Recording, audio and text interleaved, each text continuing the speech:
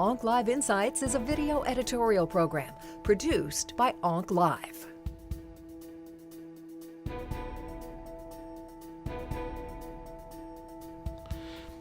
So the resectability of pancreatic cancer is an important one, because to get someone to be given the opportunity to be cured of the cancer, pancreatic cancer, resection, radical resection is only way that we can offer such an opportunity. Unfortunately, the majority of the patients, even when you do a resection, and a good resection with negative margins, R0 resection, the majority of the patients will still experience a recurrence or relapse of their disease.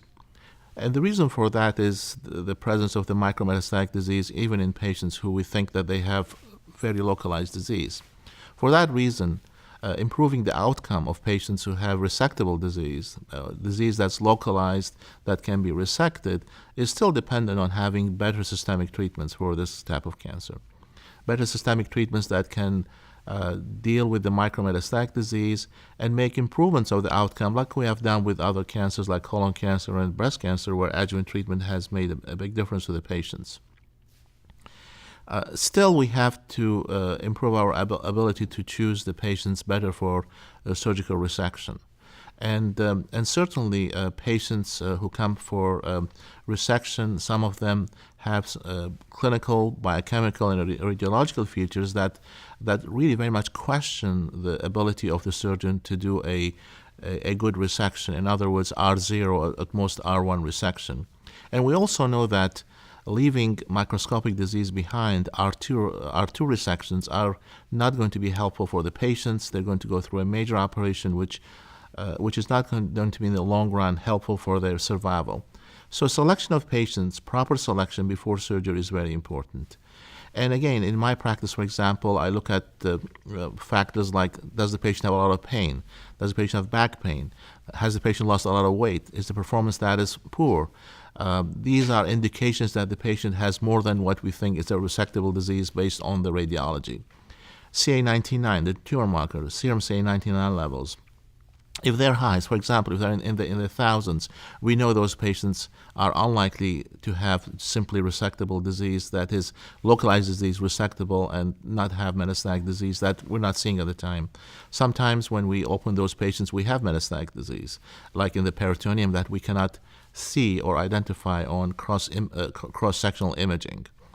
So these are really very important, and an experienced team that has a very good radiologist on board and good multidisciplinary team that deals with those patients on a regular basis will be probably in a bit of a better shape to try to select patients who are fit for surgery or appropriate for surgery, and then those patients who are questionable in terms of resectability or even the benefit of resection will be treated differently. For example, one of the things we do in patients who are not sure really if resection is the right thing is to give them neoadjuvant chemotherapy, and during the months of the chemotherapy the patients are observed, and some of them, because they're at higher risk, they might develop metastatic disease, and those patients will be spared going through a major operation because they have declared themselves as being advanced disease.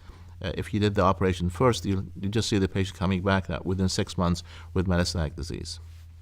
The key thing is to really have, as much as possible, a clean resection, an R0 resection. And again, the radiology can help do that. But in patients who, even with the radiology being very certain that the patient is resectable, we still see the R1 resection, for example, or even R2 resection in some patients.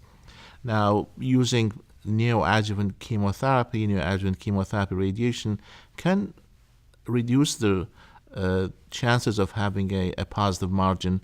However, does that really impact significantly on the long-term outcome of the patients? We still do not know, and those studies are underway or being planned for the future.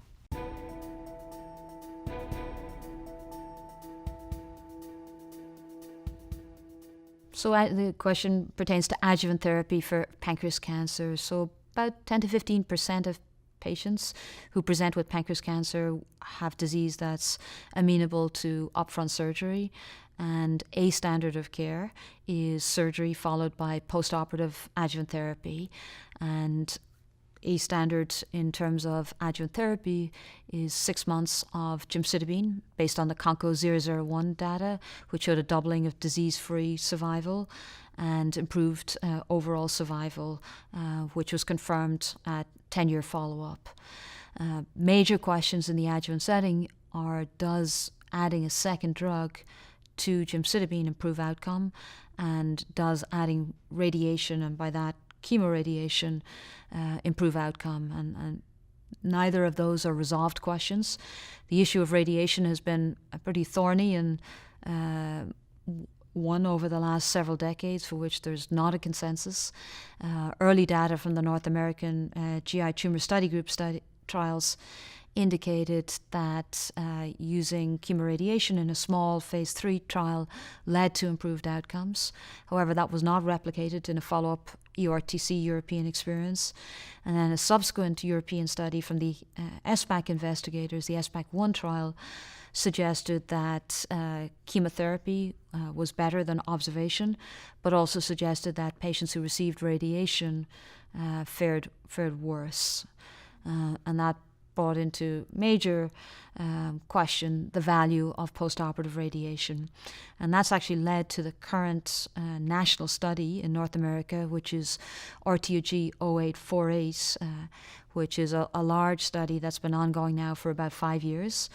And the design of that has evolved. It initially was a randomization, a 952 patient study with 2 randomizations, the first to gemcitabine plus or minus erlotinib, and then after the 5th month randomization to inclusion of fluoropyrimidine-based radiation or completion of chemotherapy. That study was adjusted following the results of the LAPO-7 trial in locally advanced pancreas cancer, where radiation was not shown to add.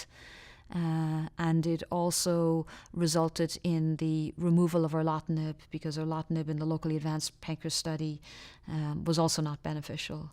So now this trial is slightly more straightforward in that it remains a randomization on a backbone of gemcitabine to plus or minus radiation. So it's an important question. It remains to be seen if it can be answered in a timely frame, but potentially that is something that could impact on day-to-day practice of whether we should be routinely recommending postoperative adjuvant chemoradiation or not.